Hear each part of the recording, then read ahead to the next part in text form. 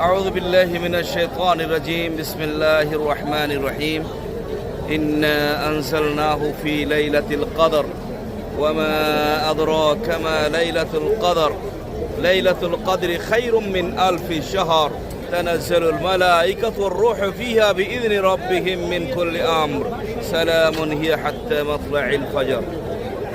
الله سبحانه وتعالى মুমিনদের জন্য বিশ্বের মুসলমানদের জন্য উম্মতে মুহাম্মাদের জন্য ইলা ইয়াউমিল কিয়ামাহ যত বানু আদম আসবে সবার জন্য সুসংবাদ দিয়েছেন লাইলাতুল কদর লাইলাতুল কদরি খায়রুম মিন আলফি শাহর রাসূল সাল্লাল্লাহু আলাইহি ওয়াসাল্লাম বর্ণনা করেছিলেন বানু ইসরাইলের এক লোক হাজার মাস সে ইবাদত করত দিনের বেলা আল্লাহর রাস্তায় জিহাদ করত তার ইবাদত তার আমাল সালেহ আল্লাহর কাছে কত প্রিয় ছিল রাসূল সাল্লাল্লাহু আলাইহি ওয়াসাল্লাম তাদের বর্ণনা শুনে সাহাবীদের মনে খুব একটা আহত হলো যে আমাদের তো অত বয়স আমরা হয়তো পাবো না আমাদের বয়সের পরিধিতে একেবারেই কম তখন রাসূল সাল্লাল্লাহু আলাইহি ওয়াসাল্লামকে আল্লাহ তাআলা সান্ত্বনা দেওয়ার জন্য এই যে ইন্না আনজালনাহু বিলাইলাতুল কদর এখন এই যে ইন্না আনজালনাহুল কদর এটা কোন রাত রাসূল সাল্লাল্লাহু আলাইহি ওয়াসাল্লাম বলেছেন এটা হচ্ছে রমাদানের শেষ দশকের মধ্যেই তোমরা তালাশ করো ইয়ামান থেকে এটা হলো 21 মানে শেষ 10 দিন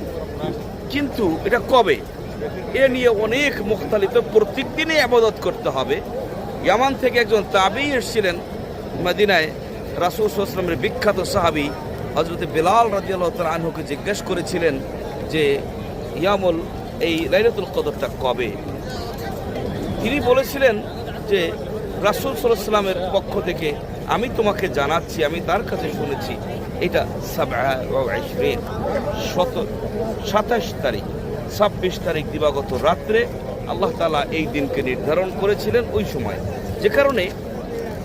সহিহ বুখারীতে ওই হাদিসটা উল্লেখ রয়েছে তো আজকে সেই 26 তারিখ দিবাগত রাত লাইলাতুল কদর আমরা মনে করছি মক্কাতুল মুকাররমা থেকে এই রাত্রে ইবাদত করার জন্য এবং প্রত্যেক দিন ইবাদতের জন্য নির্ধারিত করা উচিত একজন মুমিনের তো বিশেষ করে আজকের ইবাদতটি আল্লাহ তাআলা কবুল করুন এবং মক্কা মদিনায় প্রচণ্ড রকমের ভিড় আমি দাঁড়িয়েছি কবুতর মাঠের এখানে এখন কাউকে এন্ট্রি দিচ্ছে না এই জায়গা দিয়ে